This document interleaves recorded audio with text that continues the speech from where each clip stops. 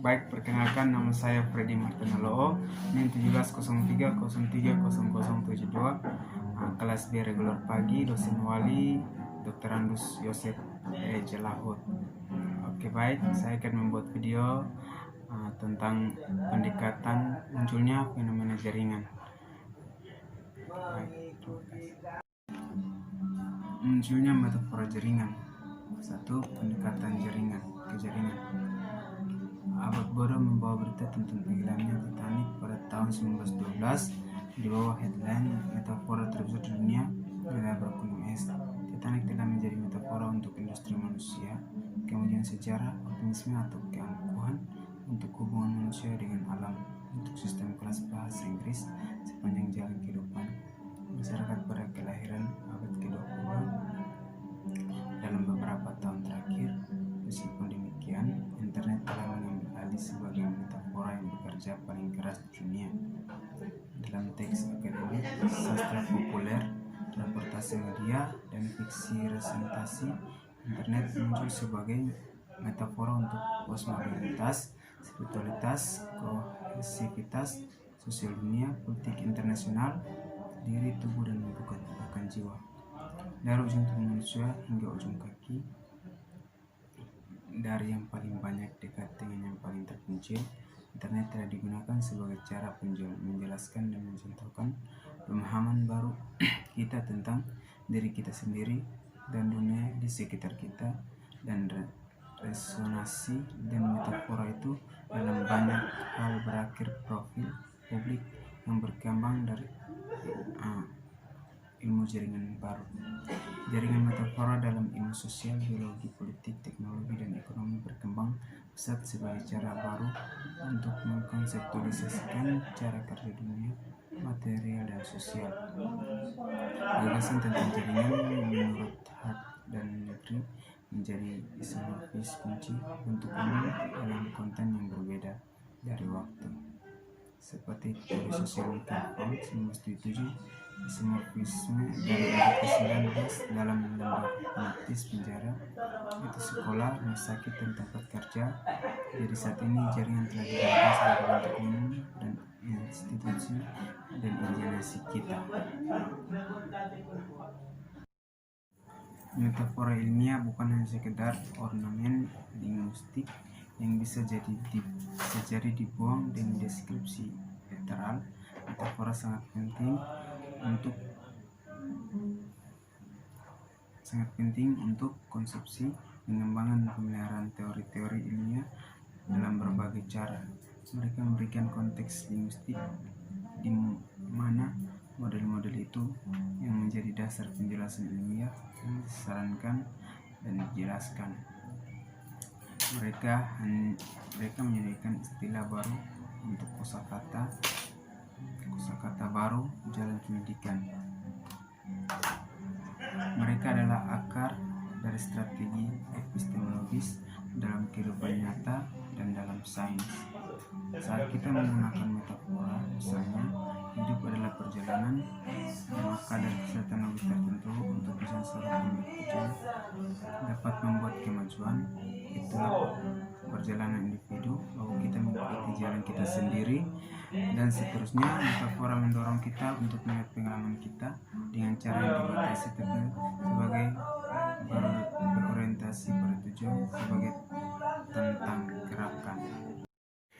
Namun, seperti pendapat John Urey dalam kritiknya terhadap Chesterton, istilah jaringan diharapkan untuk melakukan terlalu banyak pekerjaan teoritis di argumen. Hampir semua fenomena terlihat melalui simbol berbeda. Mereka dapat bergeser dan hierarki jaringan seperti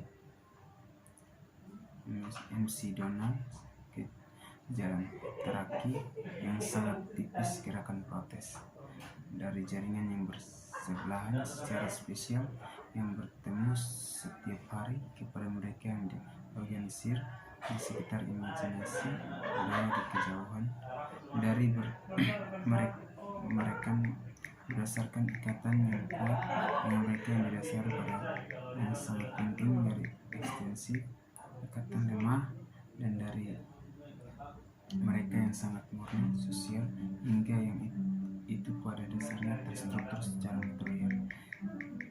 Ini semua adalah jaringan, tetapi mereka sangat berbeda dalam fungsinya satu sama lain. Munculnya metafora jaringan. 1. Pendekatan ke jaringan. Abad bodoh membawa berita tentang tenggelamnya Titanic pada tahun 1912 di bawah headline metafora terbesar di dunia mendabrak gunung es.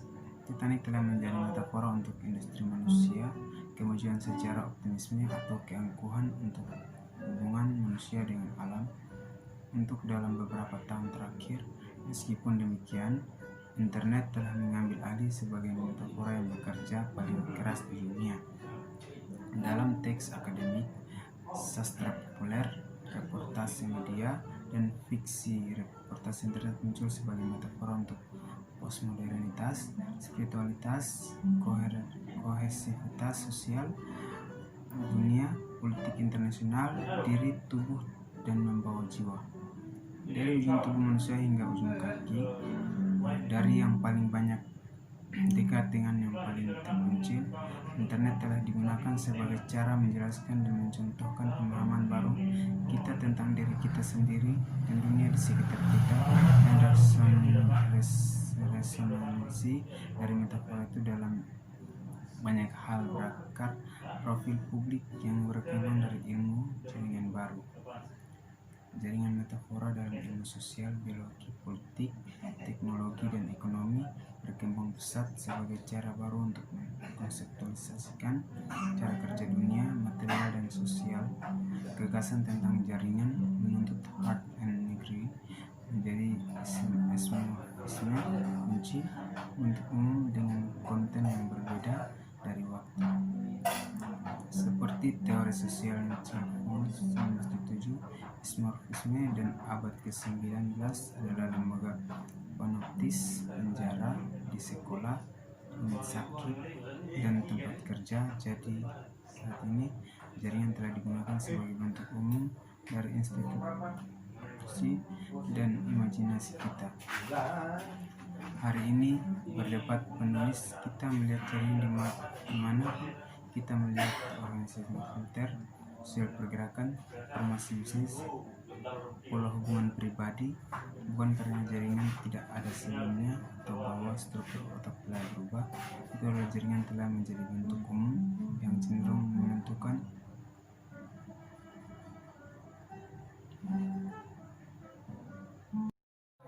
Yang kedua, metodologi jaringan.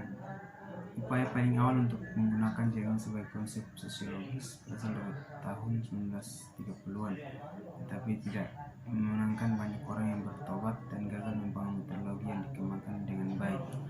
Masalah-masalah ini sudah teratasi pada 1990-an dengan tulisan para antropologi yang bekerja di Manchester Universitas di Inggris. Bagi para peneliti Manchester, jaringan adalah bentuk konkret dan struktur sosial.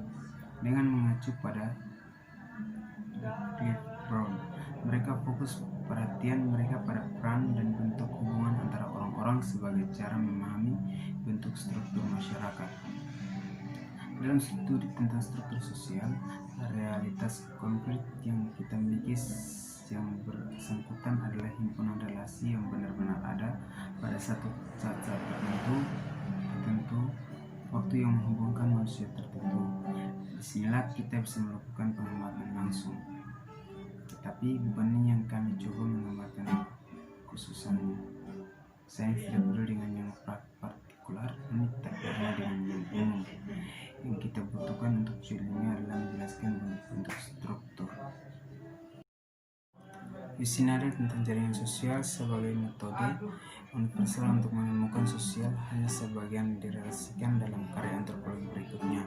Cliff Richard, salah satu grup Manchester, mendeskripsikan jejaring sosial istilah pesanan pribadi.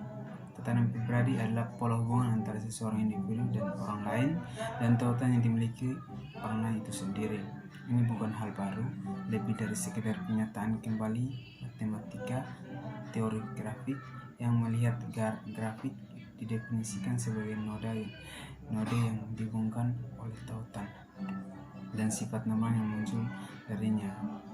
Berapa sih 3 10-13 Apa yang lebih baru adalah spesifikasi saya tentang blok penggunaan tersebut. Jaringan jangan dikembangkan dari interaksi baik komunikatif atau instrumental, sementara dalam praktiknya ini adalah tipe dia dan individu manapun interaksi akan melibatkan elemen keduanya. Pentingnya perbedaan tersebut antara interaksi komunikasi komunikatif dan interaksi instrumental akan dilihat nanti.